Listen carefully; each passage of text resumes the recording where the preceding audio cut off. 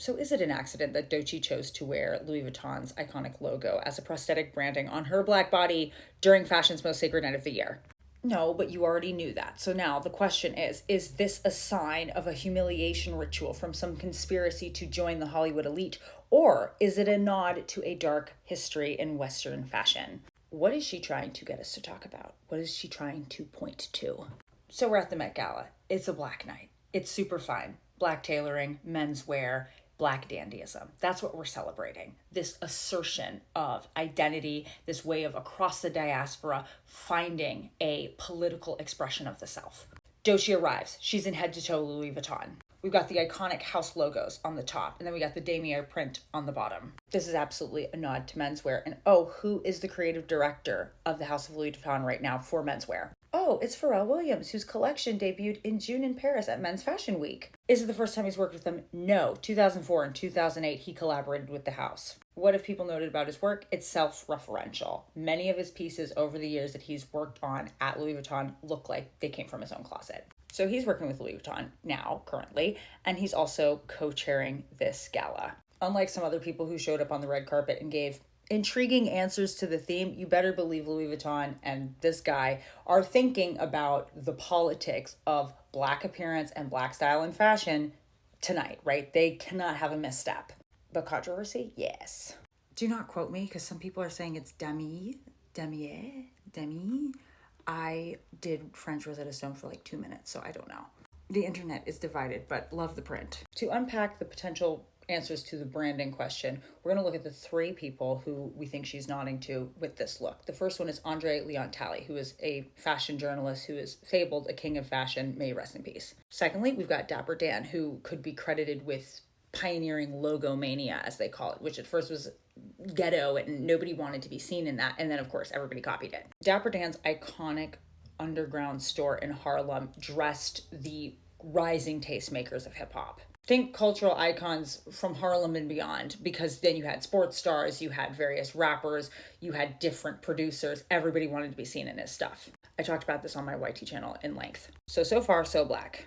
No weird culty vibes yet. It's the third person where it starts to get a little dark and weird. So you have Enlightenment England, right? Western wealthy Europeans.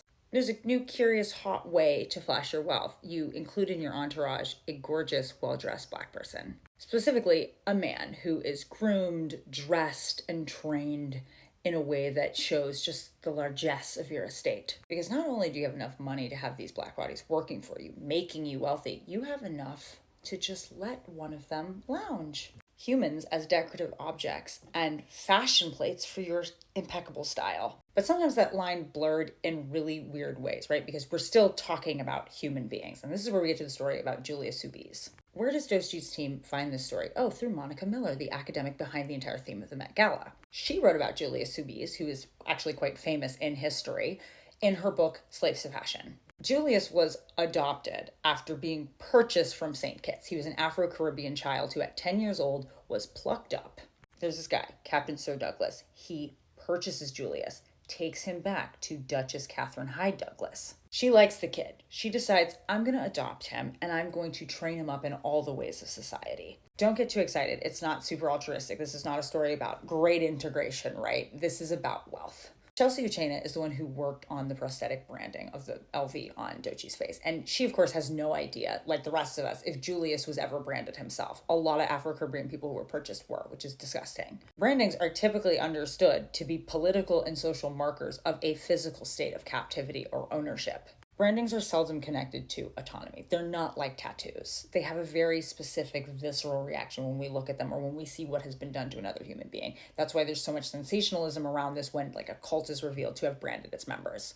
Monica Miller, pictured here, was brilliant to include Julius in her story because at the end of the day, though he's proficient at all these different things and he is allowed to wear these clothes and he develops his own taste, his relationship to this Western world and this Western fashion is very troubled. Here he is pictured cutting a dashing figure. He may have been adopted by the Duchess, but there's still this power dynamic that does not change because the entire structure of the rest of the style, fashion world, political world of Western Europe is very racist. Western high fashion has been created through and connected to ownership of black bodies. As we've seen, Black bodies were fashion plates. They were property to flaunt the style. They have been exoticized as objects to be photographed as time has gone on, or only picked to look a certain way. Like, oh, yes, we've cast a Black person or a dark-skinned Black person, but they look very alien.